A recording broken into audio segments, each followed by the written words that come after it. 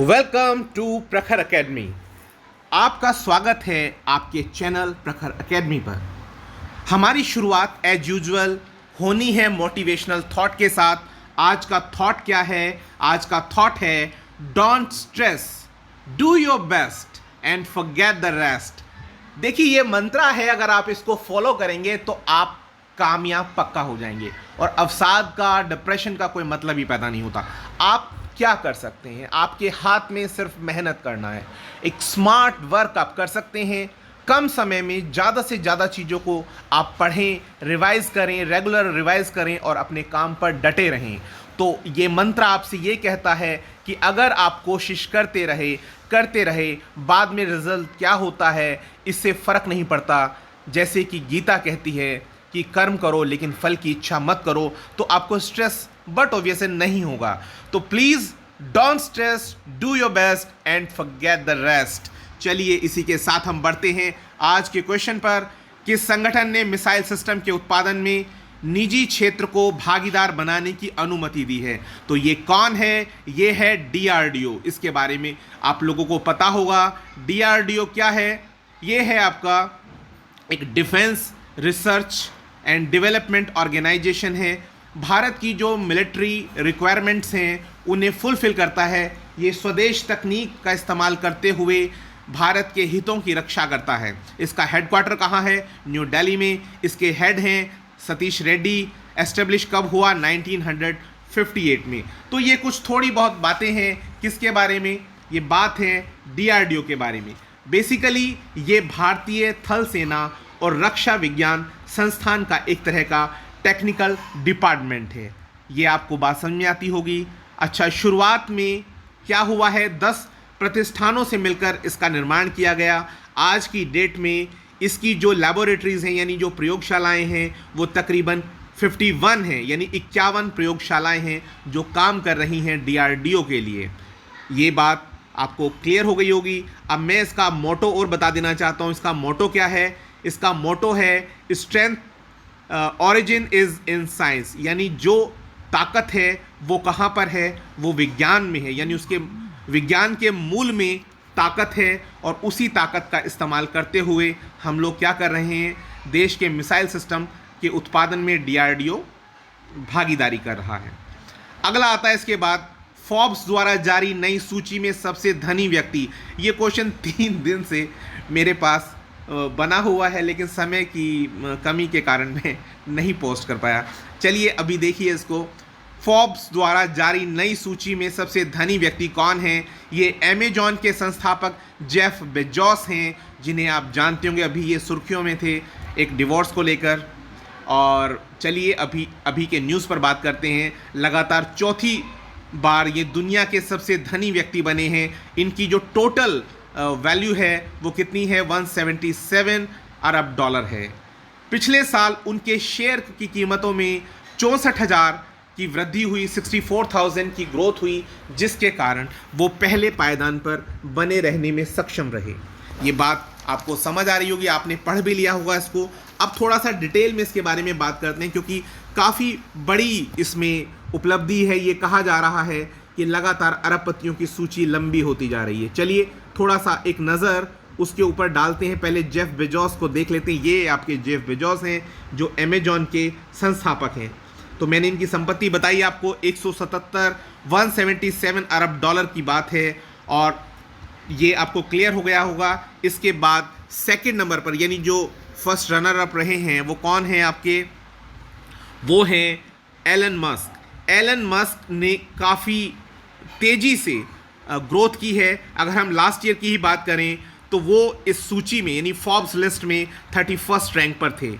और हुआ क्या कि उनके जो शेयर्स हैं उसमें 705% की ग्रोथ हुई है, जिसके कारण वो 151 अरब डॉलर की संपत्ति के साथ दूसरी रैंक पर आ गए हैं।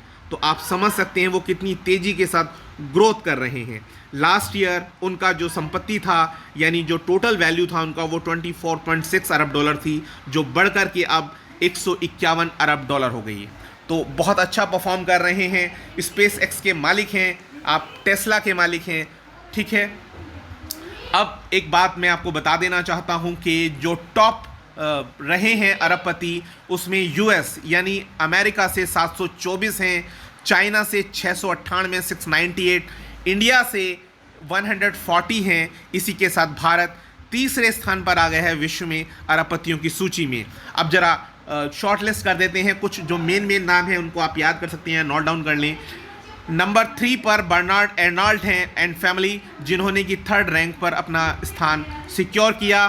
4th रैंक पर जी बिल गेट्स, जिन्हें आप अच्छे से जानते हैं, माइक्रोसॉफ्ट के जो से पहचाने जाते हैं। 5th नंबर पर हैं फेसबुक के मार्क जुकरबर्ग, और 17 नंबर फोर्ब्स की लिस्ट में वो महिला हैं जो वो महिला हैं जो एलिस वॉटसन हैं, वो वॉलमार्ट के संस्थापक की पुत्री हैं, ठीक है। और 22वें नंबर पर जेफ बेजोस की एक्स वाइफ मैकेंजी स्कॉट हैं, ठीक है। और एक और न्यूज़ जो इस वक्त सुर्खियों में थी वो है कि जो किम कार्दाशियन वेस्ट हैं वो 1 अरब की संपत्ति के साथ अपना स्थान सिक्योर कर रही हैं इस सूची के अंदर। और मुकेश अंबानी जो भारत में ही नहीं बल्कि एशिया में नंबर 1 की पोजीशन होल्ड कर रहे हैं, मुकेश अंबानी फोर्ब्स की सूची में 10वीं रैंक पर हैं। गौतम अडानी ग्रुप के 20वीं रैंक पर हैं। शिव नाडार जो HCL के हैं वो 30th रैंक पर हैं। लक्ष्मी मित्तल जी जो स्टील इंडस्ट्री के लिए जाने जाते हैं 109 रैंक पर हैं। और पालोनजी मिस्त्री 123। तो ये एक ब्रीफिंग हुई किसके बारे में कि कौन किस रैंक पर आया।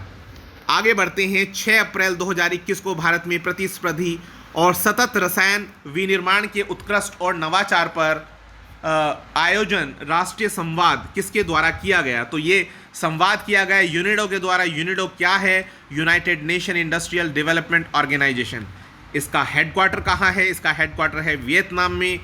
और एस्टेब्लिश कब हुआ? 17 नवंबर 1966 में। अब मैं आपको बता दूं हमारे जो केमिकल और फर्टिलाइज़र के जो मिनिस्टर हैं वो कौन हैं? वो DV सदानंद गौड़ा जी हैं। तो ये आपको पता होना चाहिए क्योंकि हम बात कर रहे हैं रसायन विनिर्माण के बारे में।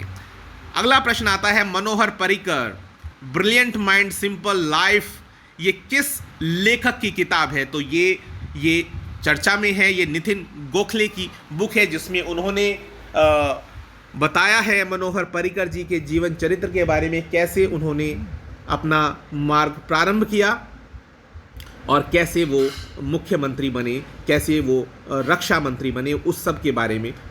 और अपने कैंसर से लड़ते हुए उन्होंने किस तरह से फाइट किया। चलिए आगे बढ़ते हैं, अगले प्रश्न की तरफ हम चलेंगे। अगला प्रश्न है खेलो इंडिया यूथ गेम्स 2021 में जो शामिल किए गए 4 स्वदेशी खेल रहे हैं वो कौन कौन से हैं? वो कलारी पैट्टू हैं, थांगता, गटका और मलखम। मैं उम्मीद करूंगा कि आप मुझे कमेंट सेक्शन में लिखेंगे कि ये किस राज्य से बिलोंग करते हैं, प्लीज़। अगला प्रश्न आता है कि 22 वर्षीय सोलिहा शबीर ये कौन है जो हाल ही में चर्चा में रही? तो ये हैं श्रीनगर की रहने वाली सोलिहा शबीर, एक लेखिका हैं जिन्होंने इंडिया वर्ल्ड रिकॉर्ड्स में भी अपना नाम दर्ज कराया। ये 3 किताबें इन्होंने लिखी हैं, in the lawn of dark, obsolete poem market and June the heart of Habba खातून। तो मैं आपको बता दूं कि ये काफ़ी प्रसिद्ध हुई हैं इन बुक्स के माध्यम से। और ये जो इन्होंने हब्बा खातून लिखी है ये 16वीं शताब्दी की लेखिका रही हैं। कहाँ की लेखिका रही हैं? ये श्रीनगर की ही लेखिका रही हैं जिनके विषय में इन्होंने ये बुक लिखी है और इसी के लिए इनका नाम जो इंडिया वर्ल्ड रिकॉर्ड्स में शामिल किया गया। अब अगले प्रश्न की तरफ चलते हैं। किस देश ने भारतीय यात्रियों के साथ अपने देश के नागरिकों पर भी प्रतिबंध लगा दिया है जो भारत की यात्रा पर गए थे? तो वो है कौन? वो न्यूजीलैंड की जेसिंडा हैं, जेसिंडा आर्डेन। उन्होंने प्रतिबंध लगा दिया उन सभी नागरिकों पर, अपने नागरिकों पर जो भारत की यात्रा पर थे या भारत से आने वाले लोगों पर तो प्रतिबंध लगा ही दिया है। तो मैं आपको बता दूं थोड़ा सा न्यूजीलैंड के बारे में। न्यूजीलैंड की राजधानी वेलिंगटन है, मुद्रा यहाँ की न्यूजीलैंड डॉलर है। प्रधानमंत्री तो जैसा आप जान रहे हैं जेसिंडा आर्डन है। यह न्यूजीलैंड की 40th नंबर की प्रधानमंत्री हैं जो कौन सी पार्टी से बिलोंग करती हैं? वो लेबर पार्टी की हैं। ये हैं जेसिंडा आर्डन और ये मिंट न्यूज़पेपर से हमने न्यूज़ ली थी। और क्या कहा है इसमें, New Zealand suspends entry of the travellers from India amid the covid surge. तो ये खबर है एक रेप्यूटेड न्यूज़पेपर से। आगे बढ़ते हैं। ये आप देख रहे हैं, ये वर्ल्ड मैप है और इस वर्ल्ड मैप में आप देखते हैं ऑस्ट्रेलिया के साउथ ईस्ट में ये न्यूजीलैंड है, ठीक है, पैसिफिक रीजन में पड़ता है, पैसिफिक ओशन में पड़ता है। तो ये है आपका न्यूजीलैंड। आगे बढ़ते हैं अगले प्रश्न पर। 15 से 19 सितंबर 2020 के बीच होने वाले Saint Louis rapid and blitz 2020 शतरंज प्रतियोगिता में विजेता कौन थे? तो ये विजेता कौन थे? मैग्नस कार्लसन और वेसल शो। ये मैग्नस कार्लसन जो है वो नॉर्वे के हैं और वेसल शो जो है वो कहाँ से हैं? वो अमेरिका से हैं। किस देश ने भारत के एक्सक्लूसिव इकोनॉमिक जोन में बिना इजाज़त के एक्सरसाइज की है? तो ये हाल ही की खबर है कि यूएस नेवी ने अपने 7th फ्लीट के साथ हमारे लक्षद्वीप एरिया में अपना एक एक्सरसाइज किया है, मूवमेंट किया है, जिसमें उन्होंने भारत की परमिशन नहीं ली और ऐसा उन्होंने भारत में ही नहीं बल्कि और अपने सहयोगी देशों के साथ किया है, जो एक उचित कदम नहीं है, लेकिन ऐसा हुआ है। और उनसे पूछने पर उन्होंने कहा कि ये हमारी एक रेगुलर एक्सरसाइज है, freedom of navigation programme FNOP के तहत हम ऐसा करते हैं, लेकिन भारत सरकार ने इस विषय में कुछ नहीं कहा और मैं भी नहीं कहने के मूड में हूँ। आगे बढ़ते हैं। आगे आप ये देख सकते हैं, ये भारत है, ये भारत का कोस्टल लाइन है और यहाँ से तकरीबन 200 किलोमीटर की रेंज तक भारत का इकोनॉमिक जोन है, EEZ है, एक्सक्लूसिव इकोनॉमिक जोन, जिसमें 130 किलोमीटर के आसपास इन्होंने यहाँ पर नेविगेशन किया। किसने? यूएस नेवी के 7th फ्लीट ने। चलिए इस न्यूज़ के बाद आगे बढ़ते हैं और इसके आगे क्या है, please subscribe, like and share. इसके अगले क्वेश्चन में है, हाल ही में किस प्रदेश में महिलाओं को फ्री में यात्रा करने की घोषणा की गई? तो वो पंजाब है। पंजाब में जो मुख्यमंत्री साहब हैं वो कौन है? कैप्टन साहब हैं। और उसके बाद अगला है, पुरुषों की मुक्केबाजी विश्व कप चैंपियनशिप कहाँ प्रस्तावित है? ये उज्बेकिस्तान में है। अगला प्रश्न, 1169 करोड़ रुपए की लागत से ओडिशा राज्य में एक हाईवे बन रहा है, एक हाईवे परियोजना है, ये किस ग्रुप को मिला है? ये ग्रुप को मिला है अडानी ग्रुप को। अडानी ग्रुप इसका निर्माण करेगा। अगला प्रश्न है, पी बालचंद्र कौन थे? तो पी बालचंद्र एक मलयालम लेखक रहे हैं। पी बालचंद्रन को उनके नाटक पावम उस्मान के लिए केरला साहित्य अकादमी पुरस्कार मिला। उन्होंने मलयालम फिल्म इंडस्ट्री में स्क्रीन राइटर और एक्टर के तौर पर भी काम किया है। उनकी फिल्में जिनके लिए उन्हें जाना जाता है, त्रिवेंद्रम लॉज, थैंक यू और साइलेंस फिल्मों में उन्होंने काम किया। अगली बुक है व्हाट्सएप विद मी। ये बुक किसकी है? तो आपको पता होगा, ये टिस्का चोपड़ा की बुक है। इसमें उन्होंने माहवारी और उसके दौरान होने वाली स्वच्छता के बारे में बात की है। बोल्ड विषय है और ये बुक जो है आपकी एक चर्चा में है। अगला प्रश्न है, फातिमा जकारिया कौन थी जिनका हाल ही में निधन हो गया? तो वो एक जर्नलिस्ट रही हैं और ये एक मुख्य खबर है। जैनोबॉट क्या है? और ये तो इसके बारे में मैं आपको बता दूं कि अमेरिका की एक टफ यूनिवर्सिटी है जो मेडफोर्ड मैसाचुसेट्स में अवस्थित है, उसके द्वारा क्या किया गया, जो आपका मेंढक होता है उस अफ्रीकन मेंढक के स्टेम सेल का इस्तेमाल करते हुए एक लाइव रोबोट बनाया गया है। इस्तेमाल क्या करना है, उसका इस्तेमाल किया जाएगा मेडिसिन्स में, यानी जो मेडिसिन हमें दी जाती हैं, तो मेडिसिन का जो पाथ होता है वो पाथ कैसे होता है या वो किस तरह से एक्शन करती हैं, उसको देखने के लिए, डिटेक्ट करने के लिए जैनोबॉट बनाया गया है। उसमें क्या होगा कि जो कैप्सूल हमें खिलाया जाएगा, तो खिलाने के बाद वो जिस मार्ग से गुजरेगा, तो इस रोबोट में जो आपका लाइटिंग होगी उसके बेसिस पर वो पता लगा पाएंगे कि किस रूट से वो ड्रग्स जो है वो बॉडी में गई है, उसका जो एक्शन है वो किस तरह से होता है, जिससे काफ़ी कुछ जानने के लिए मिलेगा और आगे रिसर्च करने के लिए बहुत कुछ मिलेगा। आगे बढ़ते हैं। इसके बाद अगला प्रश्न आता है, ट्रांसफ़र एंड पोस्टिंग के बारे में नए दिशा निर्देशों के अनुसार केंद्रीय सतर्कता आयोग के अधिकारियों का ट्रांसफ़र अब कितने वर्ष के अंतराल पर होगा? तो ये है 3 वर्ष के अंतराल पर।